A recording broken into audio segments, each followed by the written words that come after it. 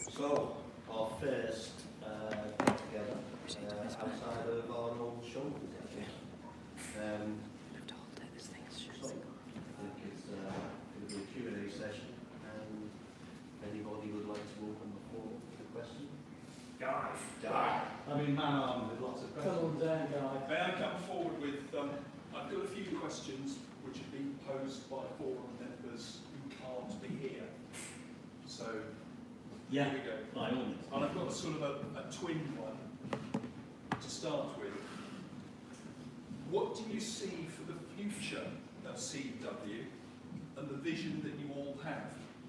What direction do you see the company taking in a very competitive marketplace, especially now that you have in-house movements, etc., and your price point is competing with some marvellous timepieces from the establishment, as it were? Right, so you'd like to hear our strategy for the next 5 years later. Straight on YouTube. Hello, with YouTubers and hello, Vermont.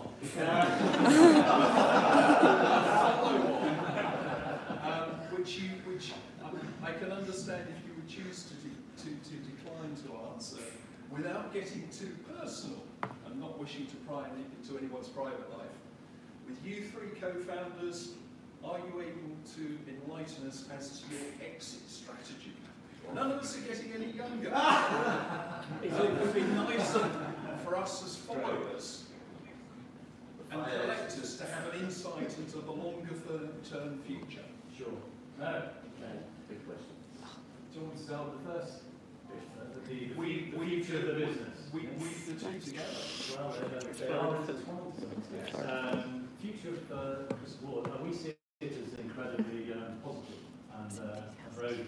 No doubt there's a question somewhere there about, some of you will have read and heard that we're looking to bring some external funding into the business. So essentially to this point it's been, the business has been funded by me and Jorg in Switzerland, and after 15 years we think the business is at the stage now where it's lots of really strong foundations have been put in place, including things like our own calibre, and we've now got a really strong platform. We know lots more than we did 15 years ago, that's for sure. We've learned an awful lot in the 5 years since we merged with Synergy, and the business is, you keep using the phrase, we're at a tipping point.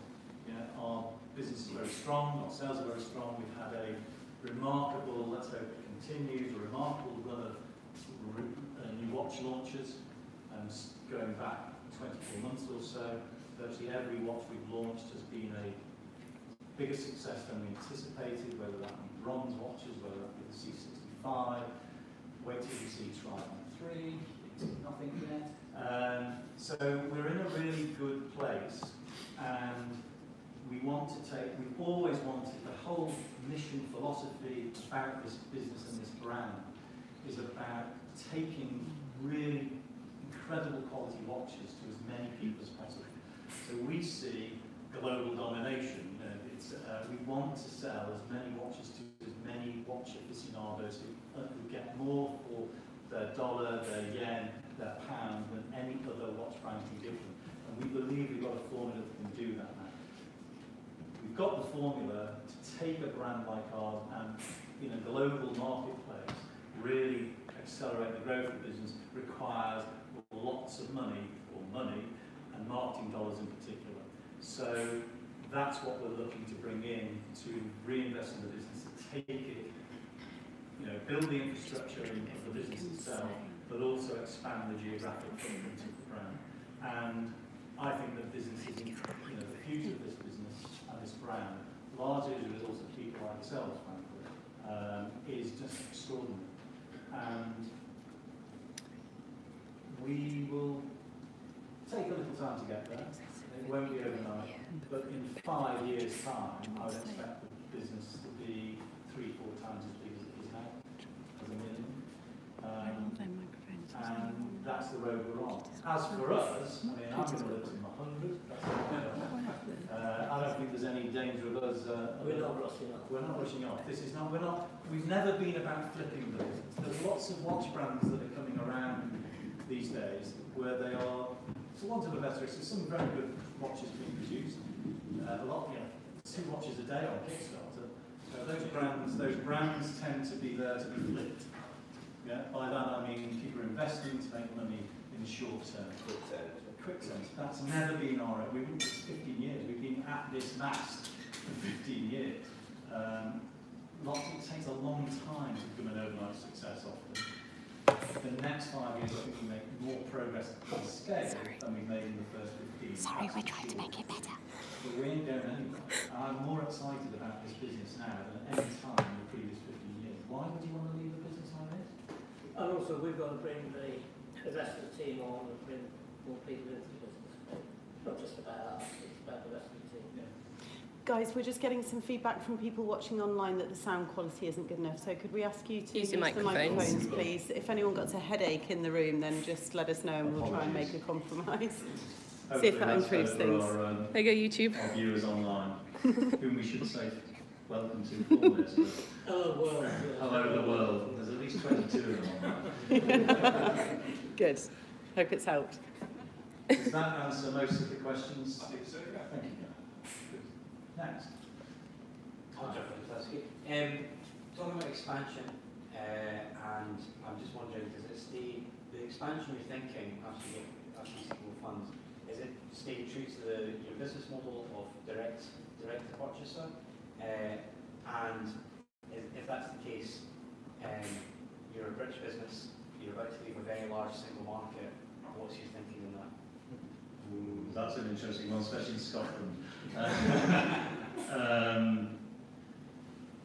First part of the question about staying true to our online principles and business model, I think there is a complete focus. The market we're operating in is, if you take all of Swiss luxury watches, what do you think the market size is for that? Any 10 billion, 20 billion? It's 40 billion, worldwide. And the beauty of watches is they migrate across borders. So we sell in 120 countries now. I think it's probably more, actually. Is it? Yeah. But we've got tiny market shares in some of those. So whilst we toyed with the idea from time to time of maybe having more showrooms around the place, actually our focus is absolutely on online. And I think focus is important if you try. If the opportunities were limited online, then naturally we'd be looking at other distribution channels. But they're virtually unlimited. By 2030, they reckon something like 50 to 60% of all watches will be bought online. Right now, it's about the estimates vary from between 8 and 10%. So we're in a market that's growing anyway, and we're particularly well placed because that's where we've always been. So no, we're not going to change our focus. I think the extra bit to that is, if you look at the spread of where the sales are, roughly about 10%, 12% is in the rest of the single market. America is 25% of our business, and so on and so forth. And I think in terms of Brexit, I think it may change. It might be a pain for the finance guy, like me, because you've got a switch between VAT regime and customs regimes. But we ship to America, they have completely different customs and VAT regimes, as does Japan, as does loads of the place in the world. So we'll adapt to that. I don't think it's a big problem, to be honest.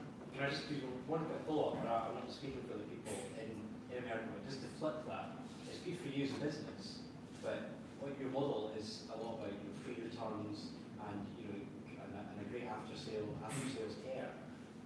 It seems to hear feedback in groups and forums that there is an issue there for the consumer because they're having to do the paperwork about duty coming in and out. If they're sending the watch back, they're having to deal with these issues. Wow. I can answer that. I think two bits for this in terms of free duty and free returns. free return, should I say, rather than free duty. In terms of the cost of that, both inbound and outbound, because our watches are they're not t-shirts, so therefore the average selling price of that watch gives us the headroom to be able to do that, which is fundamentally the issue if you buy shirts or whatever. And secondly, we're about to launch next week or two an integrated solution through DHL worldwide. So no longer will customers in San Francisco have to go to the local post office and then indent to us to get the money back. It will all go to our account, and all of the duty and everything else will be caught and catered through that system. The process should actually be a lot quicker as well, because the goods will be cleared in the air both ways, so there'll be no sort of hold-ups in customs or anything like that. Thank you. Just on the actual geographic spread, I think just quite recently now, for the first time, our international sales are more than 50% now. Whereas we go back maybe 2 years, since we started, it was 100% sort of UK, and that percentage has gone down. It's now below 50% in the UK. Any other questions? I'll watch one if I may. A watch one. You alluded to the Mark III Trident. Yeah. Are you able to give us any details? Colours, sizes, bracelet configuration, etc. No. Next question. So I have a Trident 3 in my back pocket, which will not be photographed by anybody. The launch of Trident is the beginning of May. We will be showing the entire Trident collection at the next get-together. So Manchester there you go. See you all in Manchester. Last week in April. Last week in April. So we'll show the forum and the Facebook group the new Trident collection there. But I will give you some clues as to it's in some ways it's an evolutionary move. But when I add all the improvements that we're making to it, actually it's quite a revolution. And that, for those that I showed the Trident 3 case to and head to earlier, I think you would agree that it's a very significant move on. Nodding head. Yeah, if Mark 1 to Mark 2 was a huge leap of engineering, which it was, and that was essentially based around moving our case manufacturer from a decent case manufacturer to a premium case manufacturer. All of our cases since 2014-ish have been produced by one of the world's best case manufacturers, who, it isn't a secret, but not that many people know, but we're using the same case manufacturer as brands such as Tudor, Tag, Oris. So we're talking about a very, very top notch. So Mark 2 to Mark 1 was very much an engineering improvement. Mark 3 to Mark 2 tackles things like the loom quality, which if Mark 2 was criticised for anything, then there weren't any criticisms of Mark 2. This is solved completely in Mark 3. It's an astonishing shift forward in terms of loom quality. We are introducing a new case design, which those of you who are familiar with the C65 design has echoes of that, because what we've done over the past 3 to 4 years is we've introduced a new architecture to our case design. So there are two big platform cases, the C65 and the C60, and they have echoes of each other. I'm wearing the C65, which is a new model that I've shown some of you, and by the way, I'd like to get the reaction from as many of you as possible to this watch, because I had this put together on Wednesday in a range review, because we were toying with it, and if I get a really strong reaction here, we'll probably go to market with it at some time during the course of 2019. So far, from about 5, 6, 7 people, it's been a very strong reaction, so it's looking good, but some of you may take it, it may not be as strong. So T3 is a really major move. We're changing hand design, we're changing dial finish, we're changing strap design. This is a new hybrid strap that we're introducing, which will be the new rubber strap, if you will, which is a combination of a material called Cajora and natural rubber welded and molded together. Incredibly comfortable to wear, but also 100% water resistant. So Chris and I can dive in this. It's a much more comfortable strap to wear, and it's where some of the premium brands of IWC were one of the first to introduce this sort of strap. So we're bringing this out. We work with our strap manufacturer on it now for a while. It launches simultaneously with T3. And some of you, or hopefully all of you, have seen the new quick release bracelet. Now, you know, pushing boundaries is kind of what we, in our little way, try to do. And the fact that we're only the 2nd or 3rd watch brand in the world to have access to a bracelet, a quick release bracelet, kind of, you know, says something, I think, about what we continue to try to do to push forward. You know, it's a remarkable thing that we've been able to do it. It costs quite a lot of money in the development because we don't have the volume of of an IWC, for instance, but we think it's important. So it'd be interesting to get your reactions. Have you all seen how many of you have seen the quick read? What do you think? I think it's fantastic. Yeah, make a difference. I mean, so you know, that just makes it easier to swap in, swap out straps from diving into, or, you know, back into the office or whatever, and that's, you know, a huge improvement, as well as the new box. And if any of you've seen the new box, again, quite a step forward for a brand to. We worked with one of the biggest luxury packaging people in the world on that box, and we went to them and said, look, we'd like to reduce the footprint of our box, but we want it to be as much an experience receiving our watch as the current packaging is, which is a great experience, and we'd also like to make it the most eco-friendly box it can be. Hello? Question from online about the new Trident, just about the likely pricing of it and whether it'll be under £1,000. Yes, it will be.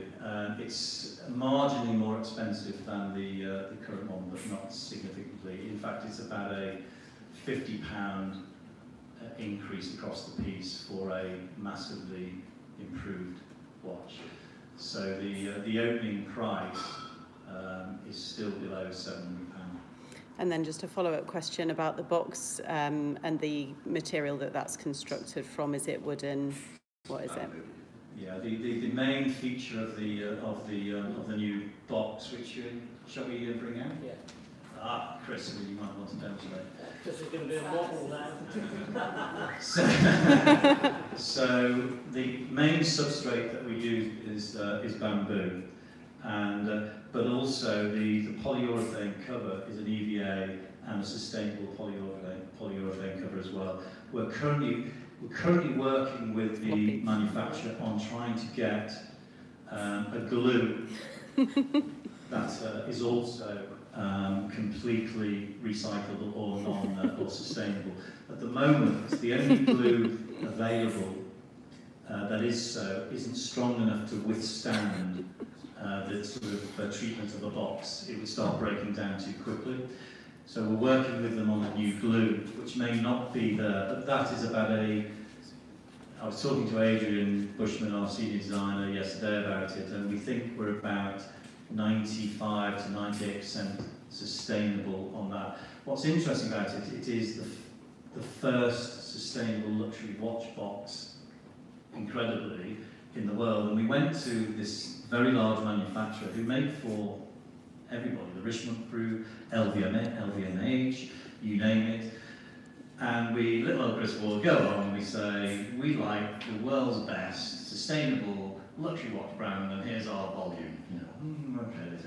What we said to them is, and we don't want, whatever solution we come up with together, we don't want it exclusively, because we want everybody produce the amount of waste in terms of packaging in our own industry, in our own business, is something that we would like to reduce as much as possible. And we are not saying at all that we are as green as they come. Being in the watch industry means you're probably not going to be, but we do take the view as a brand that whatever we can do, wherever it's available to us to do something like this, we want to try and do it. The good news about this is we're very keen, as are the manufacturer for obvious reasons, for the industry to take this up. Because this is a real, I mean, it seems small, but it's a huge step forward. If all of luxury watches were produced in a similar substrate to this, it would be good news for our climate, even if it's 0.0001%. So it's about doing what we can do. Yeah. With the success of the Apex watch, is there any plan to reissue new colours or variations of it? We have got a new Apex on the design table at the moment. The next one is most likely to be the C60. It is going to be the C60. And then it'll probably be a while before we bring out another one, but definitely the C60 is almost complete now. Yeah. The aim is that we will have in each of the categories we'll have an Apex. So after the C60, which is obviously a dive variation, likelihood is we'll look at a aviation variation, and we're also looking at a dress variation as well.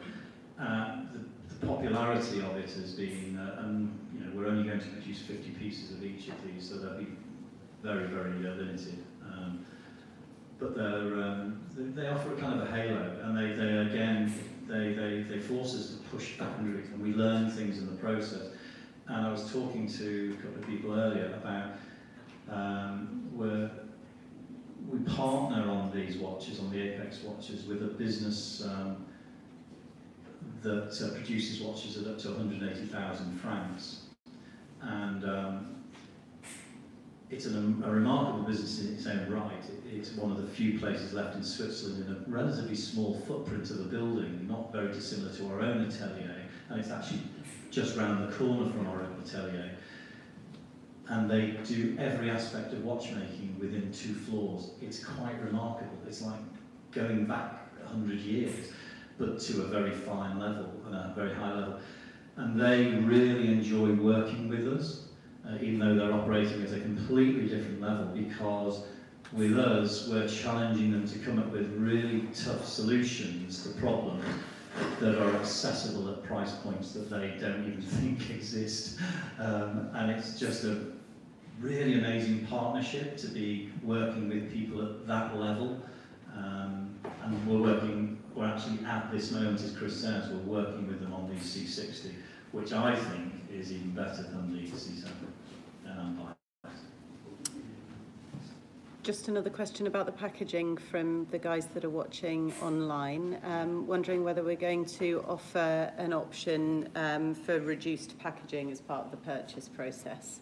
Ooh, what an interesting question. Something to consider. I think that is something to consider. Have it delivered in a pod instead. Yeah. I mean, I think that's a really interesting question. We haven't thought about that to this point, but maybe we should. Another thing that's been asked is about protecting watches for international deliveries. Obviously, if you're going to Australia, there's a few knocks along the way, and the design of this new packaging taking that into account. Good news. What we're not showing you here is the outer packaging. I have to say, people like Amazon have led the way in terms of packaging that wings its way around the world, and we've developed a new outer packaging for this new box, which should, by and large, prevent any damage in transit. It's clever. It's simple, but it's really clever and effective packaging. So yes, we have considered that, but not the option of. What do you think? I'm probably slightly negative about it. I think if we're a luxury brand, we're a luxury brand. So that's my opinion. Not everybody else would have the same opinion. And secondly, sending a pod to Australia, I would think it's got slightly more risk than sending in what you've just seen here. But weigh it up. No ideas, bad ideas. So we'll see. We'll weigh it up. One of the other problems, of course, would be all the invoicing and the paperwork and the manuals and all that goes in. A little bit difficult to squeeze it into the current pod. Yeah. We'll have a look at it. Yeah, have to be an iPod. Aviation watches, is there any likelihood of getting a bracelet as opposed to all the aviation ones seem to come on leather or whatever? There's a good answer. No, No, thank you. not with the current case design.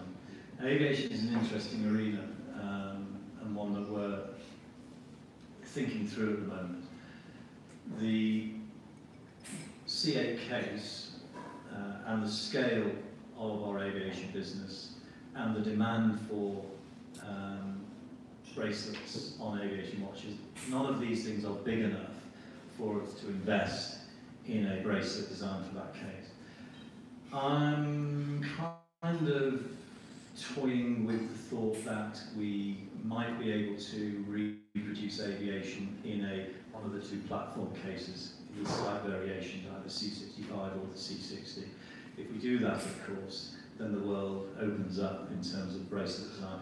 And that discussion we started on Wednesday last week in terms of work. So it's not complete yet, but it's a live issue. I think over the next 2 to 3 years, you'll see some further developments, particularly in aviation and motorsport. And I know there's been some questions around about what's the future of the C7 range, and you've seen some markdowns. I think the C7 in its current form, it's been the least successful, the only launch that has not matched expectations in recent times. And if I'm honest, I don't think we quite got the C7 motorsport range quite right. And if you look at some of the macro trends that are occurring in watches, most of the growth, I think, in motorsport per se, will come in a retro mode of watch rather than a Formula One direction of watch, which is where we were with the C7. Excuse me. So I think there's some thinking to be done around both aviation and motorsport. But I think eventually there will be a sort of a merging of case design that will allow us to do much more with what we have in those ranges ultimately. But I don't think you would see the beauty of the aviation watches with the bracelet on it if it's never been put on before. Yeah, I think it's a good point. Yeah. Well, it's all about these numbers. It's about but if the demand was there, we'd be there. Well, we probably could do a prototype with it. You're on. You just mentioned motorsport. I think there's any opportunities for brand tie-up? You obviously got the Morgan thing, but is there any more opportunities for tying up with other brands? In motorsport brands or? Yeah, in motorsport. Jaguar are keen to talk to us.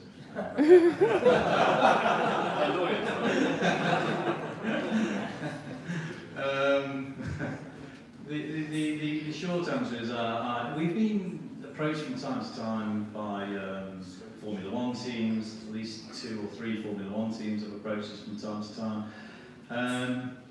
The amount of money that some of these guys want is just ludicrous. And actually, as the brand gets stronger and stronger, which it is, I think our confidence level in our own brand means that some of these associated partnerships will not be required. And I'm quite keen that we move down a Christopher Ward route That doesn't mean that if the right offer came along at the right time and we thought it was really something that could drive us forward, we wouldn't look at it. Of course we would. But actually, I think that's right at the margins, and we have to focus on our brand. And what we're doing, I think, is good enough to stand up against anybody. It doesn't need, if we get the design of something right, it doesn't need the association of another brand to help us. And that's, again, why I think the brand is in a very strong place. So nothing on the cards at the moment. Don't think it's likely in the near future, but you never know, do you? How about linking that with brand ambassadors? I mean, you've got Bremont using British actors and things. Is there any outlet to be doing anything like that? No, again. That's it. We're kind of looking at, you're all familiar with the world of influencers. I mean, marketing lines have been blurring for some time in the world, and we went down the Crystal Challenger route, which, in all honesty, is more of a philanthropic thing than anything else. We do it because we can, and we want to help people who aren't born with a silver spoon in the mouth but have got real world-class potential.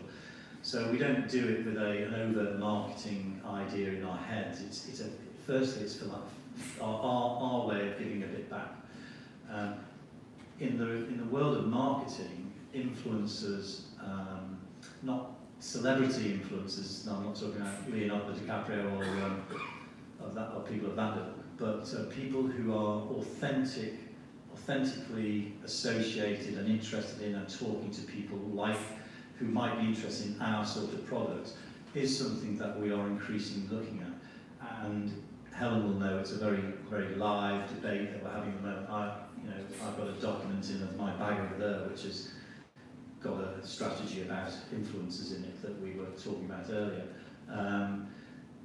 But we're not going, they won't become brand ambassadors in the traditional sense of brand ambassadors, but these are people who help spread the word, as we say, and they are increasingly doing that, and we need to be part of that. I've seen recently that you said, there's a gentleman called the Time Tower on YouTube. Yes. And he sings praises for Chris Ward, and when you're watching those videos, the trail of comments coming through seem very positive for Chris Ward as a brand. So I take it that's when you're like...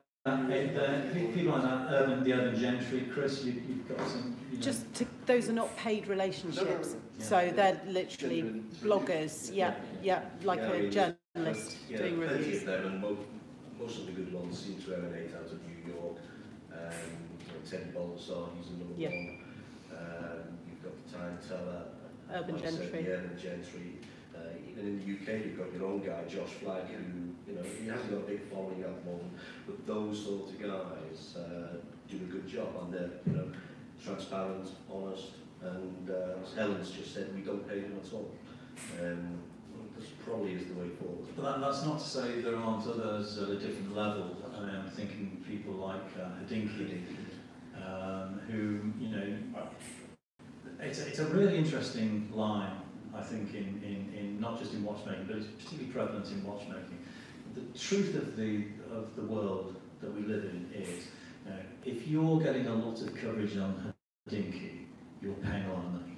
Yeah. Now, but that's a place that a lot of enthusiasts go to.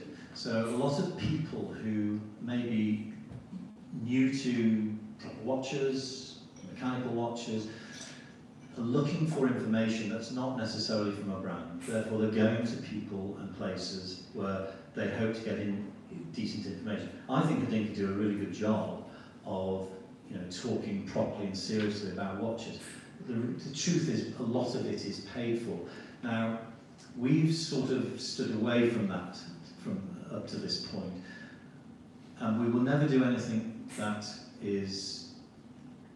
I hate the kind of sponsored post. We did have a relationship for a while with a commercial relationship with Block to Watch for a while, and to some extent and I think Ariel Adams does a great job, by the way, but it rebounded on us because people can see it's a sponsored post, and therefore, does that mean that it's paid for? Yes, it does. Does it mean that the comments, therefore, are not real?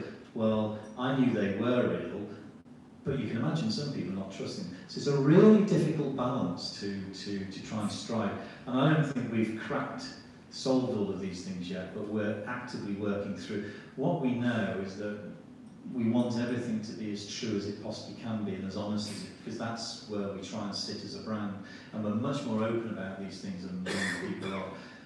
But there are lots of people out there, I think, who are increasingly sharing that view. There seems to be a real demand for authenticity in brands. By look and rather than good judgment, we seem to be seen as an authentic brand, and that's got real carry. And I think that they're the sort of people we're looking to engage with. And I think they can be paid for, but it has to be clear what the boundaries are. We have to believe that what they're saying is what they really think. It's in the same way, and the guys here from the forum, and Guy knows this, you know, we don't moderate in any way, we don't interfere editorially in anything that goes on the forum. We own it now, as you know. We never used to, but it was about to vanish, and we thought it's a community that's valuable to us, and a community that's certainly valuable to the people, the members of it. So we bought it in-house. I think a lot of people assume that we would then take control of it, but you know, we try and help, and we have some really constructive. We've had some really constructive meetings with Guy and his moderator colleagues. You know, Kit comes over from the US for these meetings, and we're trying to facilitate improvements to make that experience better for forum members. But editorially, and so you know, and we don't always like everything that's written there. I mean, why would you? But we never stop it going up because it's. And this event is like that. We, as a business, we want to be as open as possible. And you can ring any of us up at any time and we'll answer whatever question. If we don't want to answer, we won't answer it. So Not Sunday morning. Not Sunday morning. We're catching up on the football. It's true. No. I'm told that some of the online guys are asking this as well. Yeah. And you've touched on how you promote your watches. You've clearly got your formula of photographs that for displaying on the website. Yeah. Often, from the forum perspective, and I think CWE as well, sometimes take up by the members, who of course are only a small percentage of your total customers, but even so, sometimes take up on a new watch is slow. But then once somebody gets one and puts sort of actual out in the wild photographs up on Facebook and the forum and things, oh, bloody hell, that's good. And suddenly you find other guys buying them. So have you thought about maybe having what one might call a customer gallery? And leading on from that, you mentioned the likes of reviewers and what it's all about and so forth. How about producing your own videos, a very short, snappy, blink and you miss it almost, and set to music and things, but how about a little bit of a real life, some of your staff holding a watch to camera and sort of putting it on and sort of showing it around, that sort of thing. I just wonder, isn't that what you do on your Facebook groups and your forums and Instagram? Isn't that doing that job? Yes, but we're only a small percentage of your customers. Your photos are very sterile. They're not, your photos are very sterile. They're not actually as good as the ones that normally do. That's the funny thing. Yeah, I mean, there are cost implications. There are also there could be problems down the road. I mean, if you sent in a photograph and you think it's the best photograph in the world, and you want us to put that in the customer gallery, and we look at it and we say, I don't think it's the best photograph in the world, what do we do? Do we put it up, or do we tell you politely we can't put it up?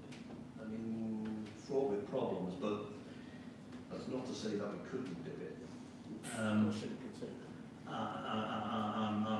slightly different camp than my colleagues on this, I have to say. And it is a debate that we are having. I'm very much of the view that the lines between social and our website are blurred.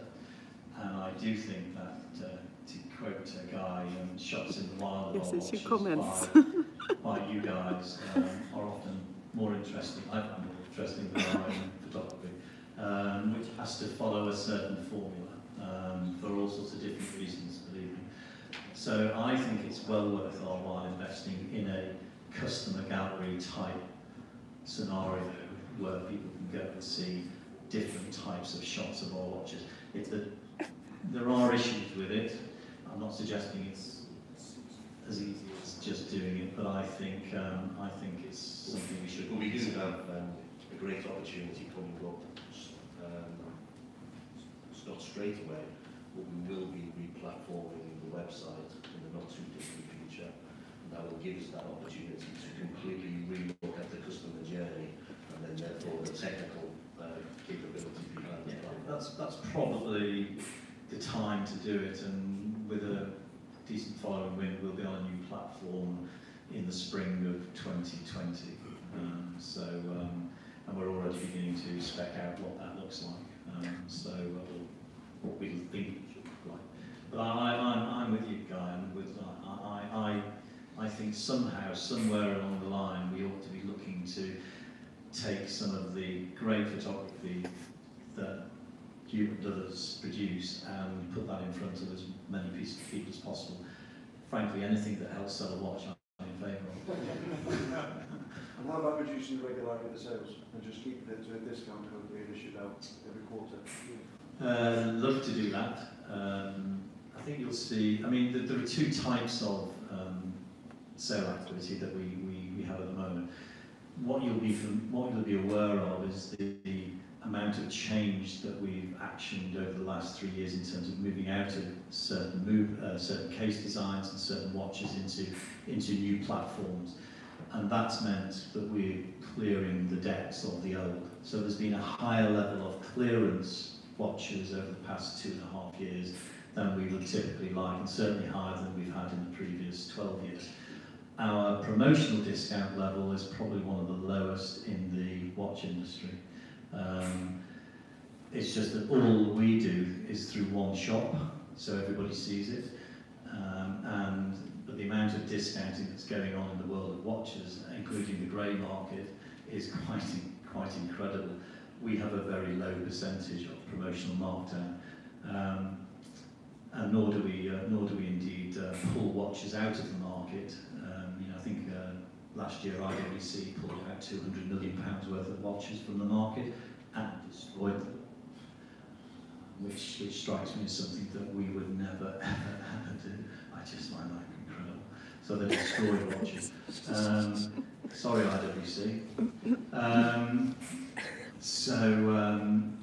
I think you'll see less as we move more towards these new platforms that we've got, particularly the C65, and once we introduce the C60 Mark III, you will inevitably see less good. But we believe in moving forward, and we don't want a legacy. I mean, if you take some brands, you look at the front of what they do. You go to someone like SIHH, we've been there this week, or you go to Basil, if you go to Basil anymore, then you'll see they'll show you at the front the ranges that they've recently produced.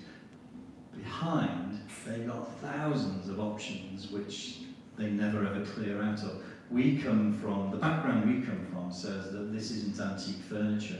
So if it's not selling, don't keep producing it and clear it and find some new things that do sell better. And that's what's fueled our growth in a sense, that we've been producing newness constantly, but we don't hold on to the old. But we're now getting, as I say, the platforms we're building, the case platforms are really the key thing, as well as the movement, are much more solid now than they've ever been. Really exciting stuff for us, which means I hope you'll see less of the clearance. But you'll probably see about the same level of promotional because it's relatively low. Even on the clearance, about 80 to 90% of what we do clear is gone in the first 2 days. And it goes to our database and loyal customers. So it's not like we're putting it on the streets with, slash signs everywhere. And it helps us, those we do get a lot of new customers, so we introduce them to the brand, they'll come back, they maybe start with the quartz, and then they'll build themselves up to mechanical, and they become collectors like many of yourselves. So it does have positive, does have positive attributes, but I can see why you asked the question. It seems negative, but actually it's not. The reward for loyalty is the voucher scheme that we send out 4 times a year, and we were talking about it earlier, as we move into, as we sophisticate some of our behind the scenes systems, which we're working very hard on at the moment. Then opportunities maybe to create different loyalty schemes may appear. It's something we've talked about, Helen has a strong view about, but at the moment some of the construction behind the scene of the infrastructure doesn't allow us to do that. Peter's leading some work at the moment where that sort of stuff is beginning to become possible to us. But what we will always want to do is to, and I've met people in here today who've got 35 and more of our watches, we will want to continue to reward loyalty. We just might find different ways to do it, but that's something that we really strongly believe in. I find at the moment like that it seems to be a bit haphazard when it comes out, when your sales first come out, because I don't think I've ever been on the first day of it being announced that the sales are there with the kit coming in. A couple of days later I spoke to Daniel or Christopher and they said, did you see, or someone else came on and said that it's now the forums, sorry, have a look, the watches are for sale, and I've only missed a couple of days in them, but then by that time most of the Yeah, stuff. but in fairness, it's not really puzzling because we don't go to sell to the general public till after anybody who's on our database has the first opportunity to do it. And everybody on the database gets an email within the first 2-3 hours of sale. I think what you're telling me is you're not getting emails. I'm not quick enough, that's all. No, do you receive the email? Do you receive the email? Oh, we do, yeah. I think I do anyway. If you receive the email, I mean, the last email went out on January the 5th, I think it was, announcing the exclusive preview of the 3rd, went out. Exclusive preview until the 7th. If you got that, sorry, if you didn't get that, we need to get your details on the database. If you did get it, it's your fault if you didn't respond.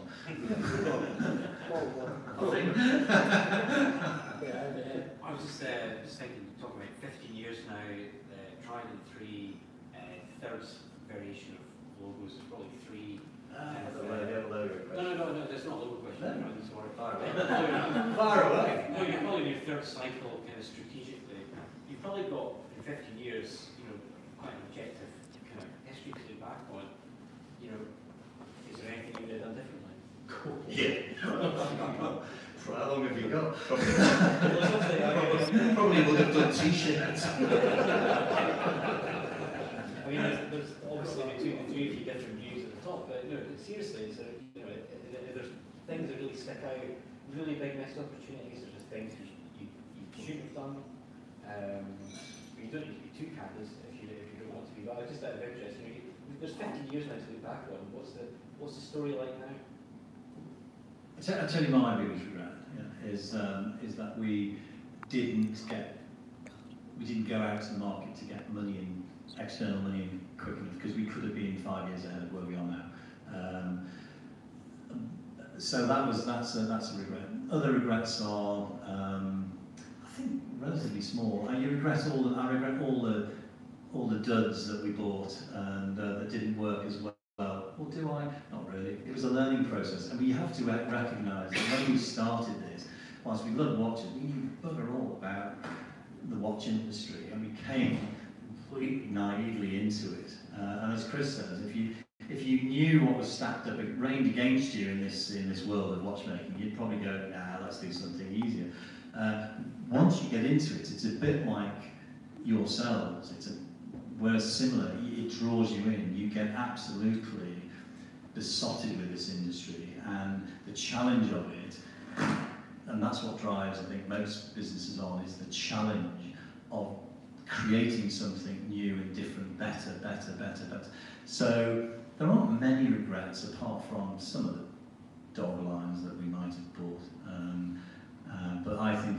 I'd like us to have been faster and a bit further ahead than we are now. But then we are where we are. You need the right people around you. It takes a while to get the right people. We've got a brilliant team now. It took a while for us to meet up with Jorg and get the benefits of what synergy we're able to bring us. So these things have a natural time. Peter and I worked with a company for a while called Cath Kidston, and who's pretty big. We're in a book. We're in her book, yeah, buy it. Yeah. And we helped guide. Well, she was kind enough to say we helped her guide her to the success level that she's at now. It took. I was only thinking this the other day. I remember their 15th birthday party. Not a couple of years before that, they were smaller than we are now. Today, it's £150 million worldwide business and growing and growing and growing. It takes a long time to be an overnight success, and you make loads of mistakes along the way. And if you're not making mistakes, you're probably not trying hard enough. And the one thing I absolutely know about everybody in our business, they really care and they really try. And so we don't want to make the same mistakes again and again, but if we're not making some mistakes, we really aren't pushing hard enough. And that's a philosophy I really believe in. I think we all really believe in. I don't know if that answers the question. Yeah. I don't think I've got any personal regrets. I suppose if you look back over 15 years, you might say, wish you'd done that differently, or wish we didn't use that platform or that system. But actually, if you took all that away, take away the enjoyment of the challenges that we've faced and we've overcome. So the biggest issue was really Chris driving us around Switzerland at very high speeds, going in completely the wrong direction. But apart from that, it was great.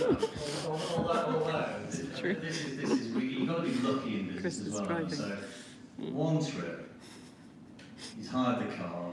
We're driving from the airport to our hotel, I think it was, late at night. Nothing if not prepared ahead. We're going up this hill, this is in the outback of Switzerland somewhere, we're driving up this hill, and it was a bloody Mini as well, for Christ's sake. It was an uncomfortable. wrong with Minis, they go. It was as uncomfortable as they got. There's me and him in the back. And you're in the back. You're in the back. And he runs out of petrol. 3/4 of the way up this hill. Sunday night, by the way. Sunday night, bugger. So the car starts rolling back. There's nothing on the road, The car starts rolling back, and it rolls back, and he turns the wheel, and it gently rolls back into the only garage open on a Sunday night in Switzerland. And we fill up and go. I mean, it could have, if it had been another 5 miles on, we'd have been sleeping in this Mini overnight. So that was a great moment. Yeah, we've had some great. I have to say, the fun that we've had in the 15 years is just. We don't have everyone's permission to film. If you're not in business of fun and profit, what the hell are you doing? That's kind of. I'll do a quick. That's why, to answer the earlier question, we ain't going anywhere because this is still great fun, and if you're enjoying yourself. And also the rest of the team are going to have as much fun as us, haven't they? So we'll make sure they get there. It's about 30, 35 people here. Absolutely. Any other questions? Sorry, I've got some more. I think it's been mentioned in the past, but on your website, within the accessories, the straps, which are of course of vital importance to a watch, you only show a picture of the middle third. Can I stop you there? You're going to tell us that it's a poor way of describing straps. Completely and utterly and totally agree with you. And when we introduce our new platform, honestly, we will not have the same journey. Bear with us for 12 months or more. Completely and utterly agree. Every aspect of the strap journey is going to be looked at, reviewed and changed because it's crap. Okay. Coming back to the C7 Motorsport. Sorry, just from online, one quick question. What happened to extra, just while we're on straps, Guy, what happened to extra small straps? we discontinued them. Yes. Why? They probably know Why? that the uptake of extra small straps was tiny. And what we did was, but the investment in them was huge, and it added a third of the SKU count. So you can imagine the logistics around extra small straps for about 3.5% of the business of straps, which is not a huge number. So what we did, we looked at how could we make the standard strap fit 98% of the population, and by adding and changing the strap configuration on the standard strap, that's exactly what we've achieved. There are very, very, very few people now who a standard strap won't fit, but it's massively improved and changed the stock holding, the ease at which people can find their way to the right strap for themselves on our site. So that's why. Yeah. When we did discontinue them, we changed the specification of the standard strap so it would cater for slightly smaller wrists as well. Didn't I just say? Sorry. What happened to the beater buckle? What happened to the beater buckle? Because it was widely available and now it seems to be available in a relatively small number of straps. What happened there? The Bader buckle. We still have the Bader buckle in the range, but it tends to be on our higher dress range straps. Two things. The trade-off, that in terms of research and sales, the trade-off was that people would prefer to have a dress clasp and a lower price in the main than a Bader buckle at a higher price. So, and there's a bit of a trend towards and back to dress clasps anyway. Personally, I prefer a dress clasp over a Bader buckle as well. But we've decided to keep Bader buckles as the standard strap for our cordovan offer, and in some places it's an upgrade. But the majority of people told us, and through the till and verbally, that they preferred to have most of the range dress clasp.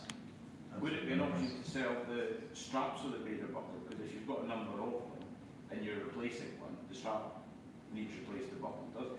The strap's a different specification. I get that, but I'm saying if you're selling replacement straps for a Bader buckle watch, if it's the buckle that's expensive, is it an option to sell the strap? Because you end up with a number of watches, a drawer full of straps. Rather than investing in a complete Bader buckle, possible. Yeah, I've thought of that. Just a couple more. It's interesting. Question from YouTube. They're asking if there's any chance of half links in a bracelet for when the micro adjustable clasp isn't quite enough, it doesn't have enough adjustment in it, so any half links. And also whether we'll see screw pins in bracelets. In bracelets. We will see screw pins. There should never be an occasion where a half link can't be accommodated by the micro adjustment. I think some people might want symmetry on their bracelets, that's a different thing. But when you look at half the width of a bracelet, a bracelet link, it actually should be covered by the scope you've got in the adjustment. And people can contact us and we can help them with that via customer services. Sure we can. There was a question about screws in the bracelets. Yeah, I mean, Chris said... He's answered that one. Yes. Yeah. It's not on the cards at the moment that we're introducing screws into bracelets. The cost of doing it would push the cost of the bracelet up extraordinarily. Would we prefer to have screws in our bracelets? Yes, we would. And Adrian and you're looking at that at the moment in terms of how can we get it at an accessible price, because I don't think the cost of doing it, well, I know the cost of doing it is not small. Thank you. You mentioned the C7 motorsport range did not have the take-up that you would have hoped for. Mm-hmm. Yes, you have got a very attractive case with the multi-sections and the coloured band and so forth. How about taking that case design and using it in a different style of watch? For example? Field, sports, maybe something to rival an Aquaterra? The Aquaterra rival is something we're thinking about. I don't think that's the right person. I don't think that's the right case to do that job. It's also it's an incredibly engineered case, and it's a very, very expensive case. So it is a wonderful case, there's no question about it, and there may be some watches that we can utilise it in, but we're quite keen on consolidating the case offer as well. And it may make the cut. We haven't said no to the C7K at all. It's just in our thinking. We're just working through what the options are. And it may be possible we can introduce in a field watch, an adventure watch. I don't think is the route I would go down for that case. I don't think that's the right case. Sports with playing? Possibly sports. I mean, something of that. Something that was slightly more approaching maybe where we were with Peregrine type, back in the day. The LC4 might have something that the C7 case could bring to it. So they're the sort of questions we're internally asking ourselves at the moment as well. So don't want to see the case go completely, and it may not, I mean, at all. But it's arguably over-engineered, to be honest. It's an incredible case. Any more? Yeah. Absentee askers. Taking them off the list. Yeah. In the CW blog back in November, you mentioned the advertising campaign in London, underground, rail stations and so forth.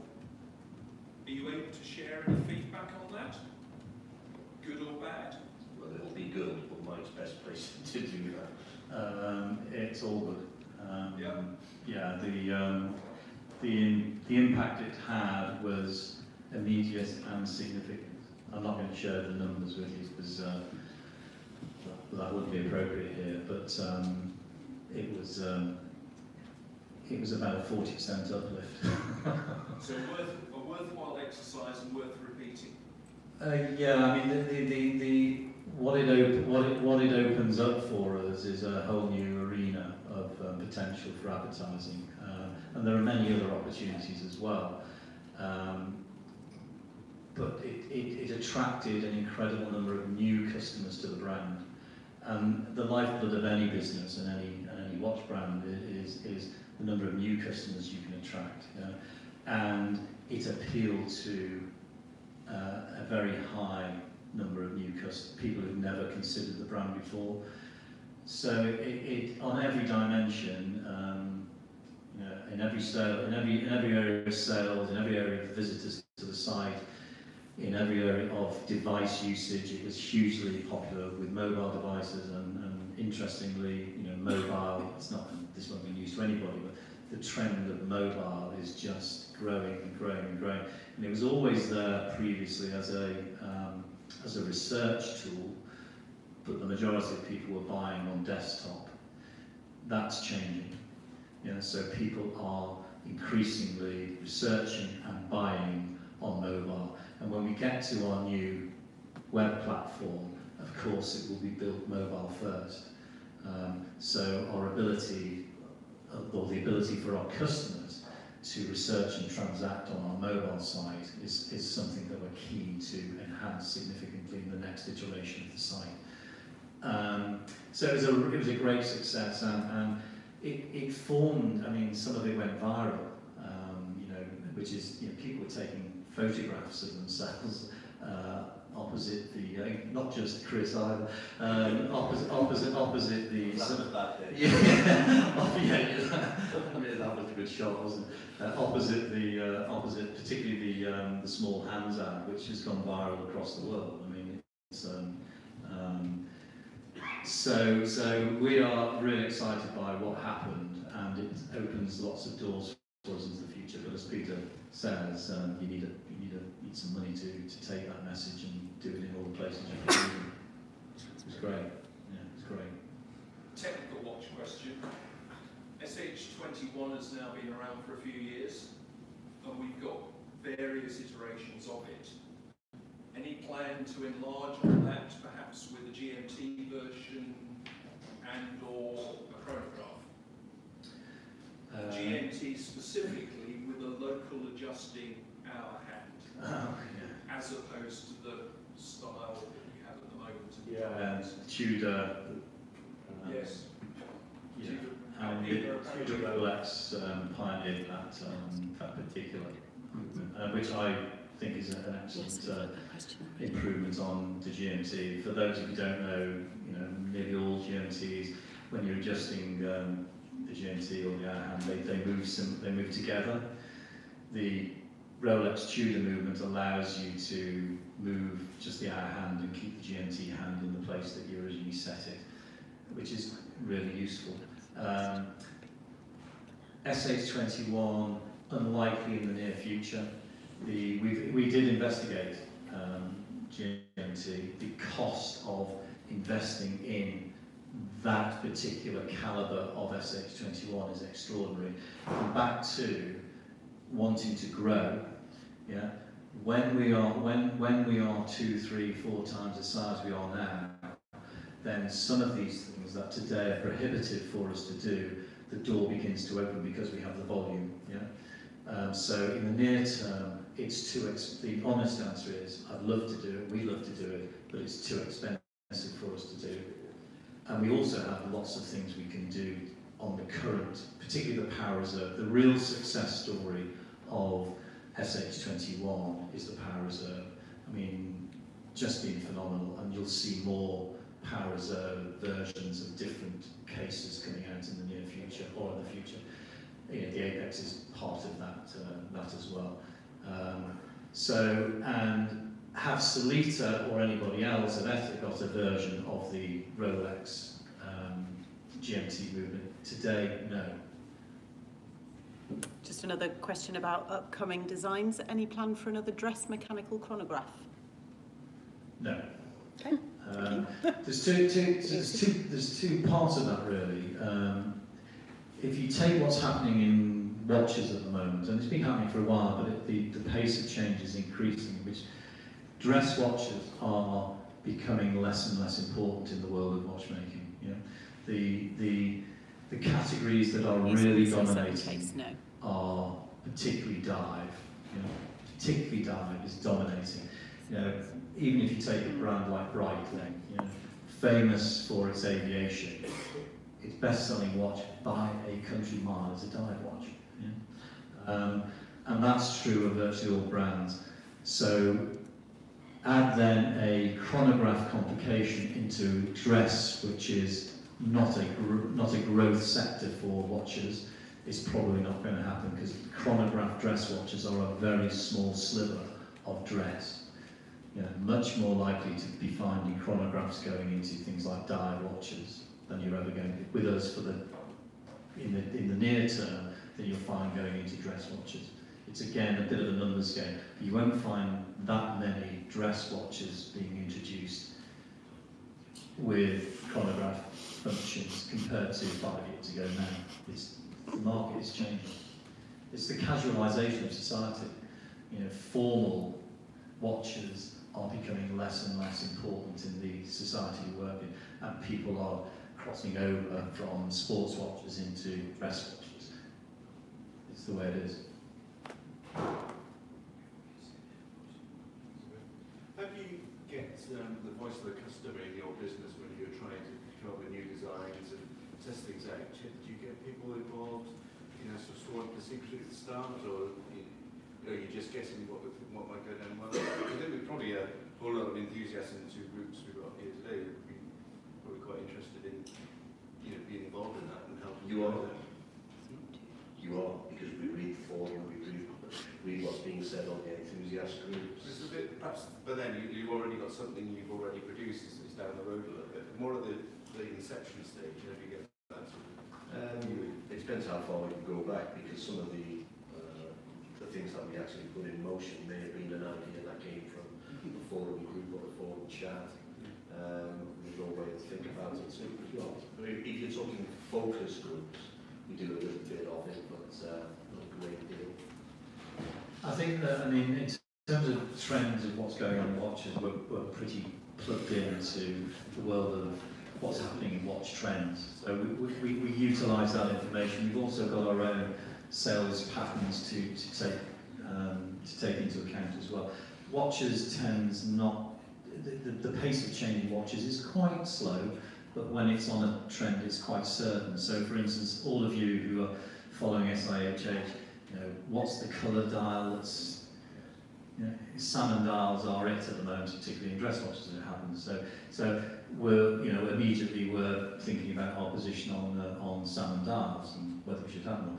I think it's an interesting question to ask, and how we can engage and how we can get really informed and useful feedback from people who are enthusiastic and knowledgeable about watches is something I would like us to work on a way of doing, because I think it would give us yet another, as Chris says, we are incredibly well connected into what you guys say. It's read by all of us, good and bad, and we tend to focus on the bad because we want to improve, frankly. You know, that's why Trustpilot is a really useful mirror for us as well, and has become a KPI in our business, literally.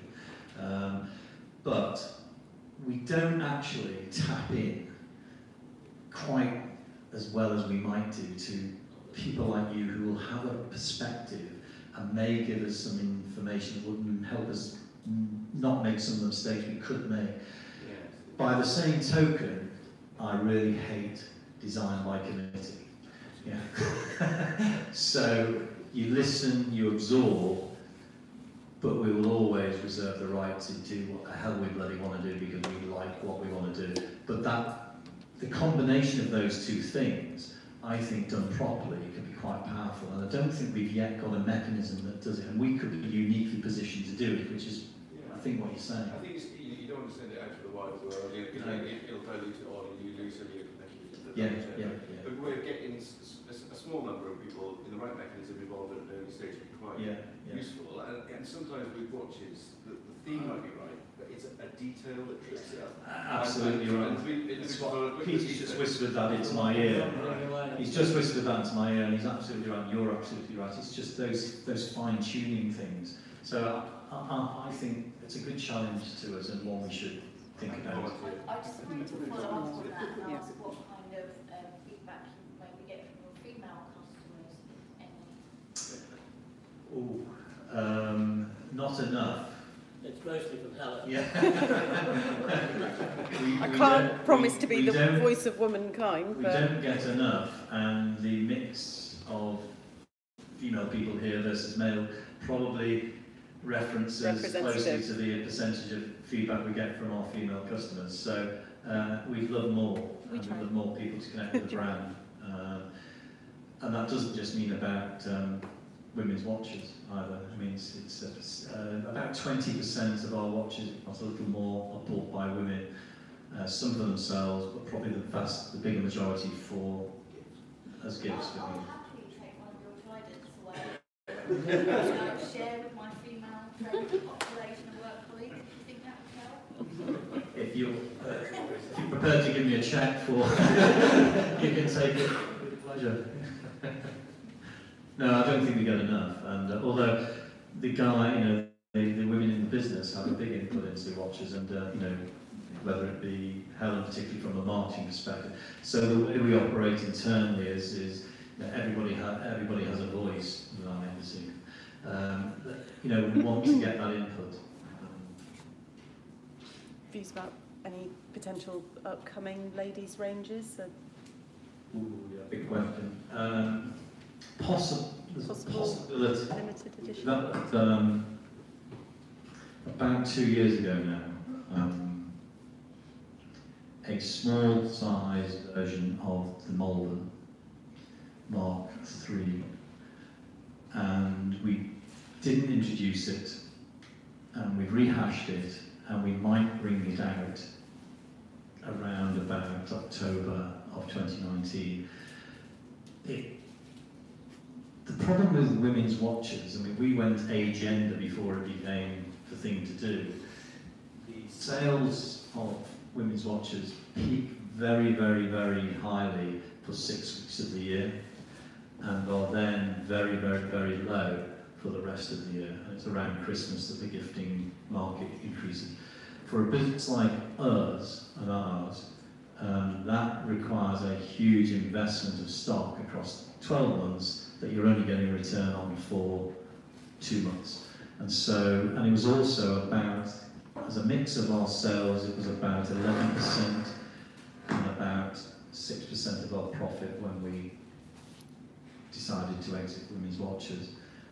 It's a discussion we return to from time to time, and that's why we thought, well, maybe if we can bring things in just for that Christmas period, we can gain some new customers and appease other women who really want to buy a crystal ball watch. How about just adapting the designs that you've already got? Because it's commentary now for women to wear like glasses. Well, that's exactly what we're doing with the Malden. Yeah. I mean, and there's no doubt, that's one of the reasons we went agender, because the size of women's watches as a trend was going up anyway, and it meets somewhere around the 37, 38 millimetre mark, and there's a lot of our watches that you buy in 38 millimetre. I think the reality is as we get bigger, these things become easier because you get into buying minimum quantities of things, and it doesn't quite work economically, but as soon as you're bigger, these things just become much more economic for us to do. So they'll always be economic for the customer. Any other questions? One more question? Yeah, No? last one Yeah. from Guy. Make it a good Trusting that this and the other planned We'll do get-togethers that in at the end. the UK are considered a success, Yes. and with the USA being your next biggest market outside of the UK, any chance of a transformation into Jeremy, James and Richard and doing a CW Grand Tour to the USA? Top yeah. gear. Yeah, it's got to be the right thing So to with do. fewer rude jokes. Where the customer is really. So yeah, absolutely. So Of course, you've got a difficulty is the You're welcome. geographical distances and so forth, but It's not that big a problem. some of you have travelled from Dumfries today. But then I don't see New York as a problem. thank you. Yes, that's the question that's just been asked. USA gets together, yes, if there's interest. A success, and that's not just about us, is it? I mean, Yeah. it's what you guys think. Or we could have Chris in a van driving everywhere, which would be so there's some lucky driveways around the way. I mean, what's your view? I mean, are these sort of gatherings of interest to continue? I mean, has this been a useful and interesting day? I mean, we don't want to do them if I think for the feedback that we've had on the groups and things, it's highly beneficial. Because unfortunately, not everyone can come down Maidenhead and see the showroom. And this is, as we spoke about before, is fantastic for bringing the brand and putting it in people's faces rather than just seeing it on the internet. yeah. That was exactly the thinking behind this. I mean, it's quite. It's both remarkable and humbling to hear some of the responses from people who haven't seen most of the range in the metal before. You know, when people see some of these watches, we were talking earlier, weren't we, that the excitement and is tangible. And so the more we can do of this sort of thing, we think the better. Yeah, I was going to say, you probably, presumably don't want to rehash the format and make it more, but the actual getting hands-on stuff, the way I looked at certain watches before and the way I look at some of your models now is completely different. It's interesting. The business model is successful for the But you asked the question about are we going physical stores, didn't you, really? And, well, I don't know, I just wondered if the upscaling meant that, you know, if you're going to tackle it, if you're going to really upscale to the extent to which you suggested, and you're going to have a larger geographical kind of spread, people need to see them. Yeah, completely agree. And what we're not averse to, and what we've been looking at some time, is this whole, if you consider this a pop-up, I think you'll find the brand of Crystal Wood popping up in lots of different places at different times, on different continents as we go forward. And indeed, Olivia, who is over there and has been filming this and organised this event, as Chris said, her title is Brand Experience Manager. We gave her that title because part of her job description and part of her role is to be finding places that Crystal Wood will be popping up more and more. We don't need to have long-term rents to do that in very expensive properties on Bond Street, but we can come to the people. And it's interesting, I may be deluded here, but I think that Chris Ward as a brand stands for being amongst its people, as opposed to pedestal brands that many brands can be. And so this fits that sort of model. So more of it, I think, what we want to do. It's quite clear you draw confidence from that as well, as a brand. From being yeah, I think we do. I think we're retailers as well, so we talked about it earlier. We like talking to customers, and you can get the opportunity to do that on the internet. So, It's a good thing that I was talking to both of you earlier on. It's with regards to sort of seeing some of the stuff. I'd say to you, I'm a super high fan of C9 case, and I have been for a long time. I have all the GT calibers, but I was very hesitant with regards to the new C1. So something like this has been hugely helpful, just to actually sort of get your hands on and have a look around it. It's completely different from what I was actually expecting to experience. Yeah. So again, to have the interaction with all you guys here today as well, it's super helpful. and there's the thing I'm going to say, bubble up in it. Genuinely, I'd said that to the bag earlier on. I was going to be, I suffer quite badly with social anxiety. So I'd say to us that we could just take the fun, just not bother. But no, we're already here, so it is what we're at. Yeah, thank you. Okay, great. We're done. There's no more questions. We'll say bye to YouTube. Say bye to YouTube. Bye YouTube. How many? Are there still some people listening? Still 42. There's been nearly 60 at points. Yeah. So that was room, that's 100 people. Okay, it's 20 past 4. I think we've got probably about another 40 minutes to have a meal, have a chat, drinks at the bar. And then Yes, that was the Concorde watch. Thanks for that. Okay. Thank you.